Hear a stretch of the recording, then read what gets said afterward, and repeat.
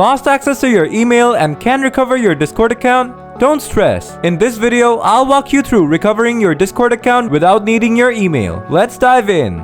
Now, if you have a phone number linked to your Discord, you use it to reset your password. However, if you didn't add a phone number, you'll have to contact the Discord support team to recover the account. To do this, first go to this link with a browser of your choice. Don't worry, you can find it in the video description below. Now, click on the box here and select Help and Support from the drop-down menu. After that, enter the affected email address in the next box. Then click on the third box and select Discord account credentials from the drop-down menu. Then click on the box below Discord account credentials and select I no longer have access to my email account. Next, in the subject field, type in account recovery. Then describe your problem in the box here and then hit that submit button. And your request will be submitted. Now the support team will get back to you within 7 to 16 days. That'll help you recover your account even if you don't have access to your email address. And that's about it. If the video was useful, please hit the like button.